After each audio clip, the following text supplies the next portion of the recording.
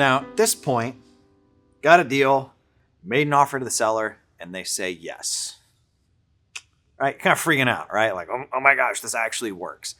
On my first deal, I was like, this went from like a concept, something I'd read about, something I'd heard about, to like, they've said yes. I've closed the deal. I'm sitting there holding a check. My first deal I ever did, I made right at $10,000 on. I had a buddy, so we split it 50-50. But at the time, I was making 23 grand a year. It was like 6 months worth of my life for it was just a couple hours worth of work. So you have a seller and they say yes. What do you do? What's the paperwork? What's the process? So typically, your buyer is likely going to have a contract that they normally use that they prefer to use. I'll upload like a template one. Now, let me be clear. I'm not an attorney. My legalese disclaimer, if you're going to use this, have an attorney review it for you, but this is what we use. Your buyer likely is going to have one that they use. Once you go under contract with the seller, you're going to fill the contract out where at the top, they're the seller, you're the buyer. You're going to put comma and or assigns after your name so you can assign it to your buyer. You're going to put the property address. There's typically a section for like the legal description. We just leave that blank. The purchase price and the terms. Very often your buyer is actually going to want to get in to see the place before they close. So we always do a 14-day inspection window. Anytime during that 14 days, for any reason on how my contract's written, I can terminate the deal. So if your buyer comes back and says, hey, you actually missed a couple things in the pictures, or wow, man, the pictures didn't do it justice, that's way too rough of a property, and they decide they can't buy it, you can go back to the seller and say, hey, unfortunately, we're not going to be able to come to terms here. But during that inspection window, the other thing that might happen is they walk through it and they say, hey, you did a good job, but you missed that it needed a new roof and I couldn't see it in the pictures. So I know I told you I could do 200. I can actually only do 190. Well, let's say, you were at 192 with the seller under contract. You have to then go back and what we call retrade or renegotiate. Basically, hey, Mr. and Mrs. Seller, I know this sucks. During our inspection, we found blank, blank, blank. In order for us to move forward with the deal, we're going to have to reduce the purchase price to X. That works for you, great. If not, hey, no hard feelings. You actually know something about the property you didn't know, and you might want to get that fixed now. It's very often, if somebody's made it this far, that they won't renegotiate if stuff comes up. Now, the other thing to kind of like be aware of during that time, the deal's not done yet.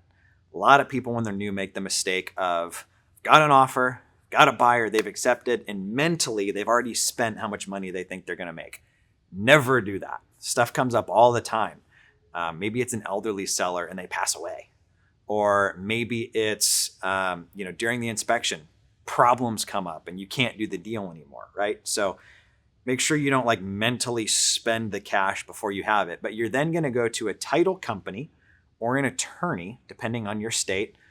Likely your buyer is going to have somebody that they normally use, and you're going to give them that paperwork. Now, we have the initial purchase and sale agreement, which is between the seller and you. Then you're going to have what's called an assignment agreement, which is where you're selling basically that paperwork to your reverse buyer. So that's where it's going to disclose like how much you're getting paid and all of that. And we tell our buyers up front, like literally this is what we're doing. You're going to tell me what you want to pay. I'm going to try to go get the deal done for that. And anything I can get it done below that is what I make. Now, you'll probably have some deals where like it ends up that, the seller owes too much and you can do the deal, but you're only going to make $1,000. At least you're $1,000 richer than you were before, right? I even had a couple with buyers that I'd worked with a couple times where like what they wanted to pay and what the seller needed was like the same number. And I was like, hey, you guys just take this one. I know there's more. It's kind of an abundance mindset. So don't be afraid or frustrated if something like that comes up. But it goes over to the title company. This is the other place where things can go wrong. You might run into a situation where like the person owes more on the house than they thought and they can't afford to sell to you. Like it happens. You might run into something where they bought the property at auction and there's issues with like the ownership records or like the chain of title is what they call it. Basically, it has to go through another process in order for the seller to be able to sell it.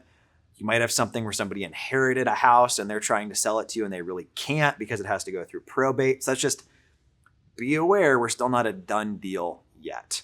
And then, kind of the final step of the process there is they've set up closing. So your job at this point really is just to facilitate the relationship between your buyer and the seller. You're communicating with the seller, hey, contracts at title, hey, inspection came back good. This is the date they're going to close. Here's contact info for title, right? Really just kind of facilitating that process.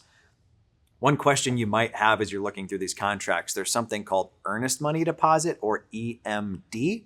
This is going to be put up in this instance by your buyer.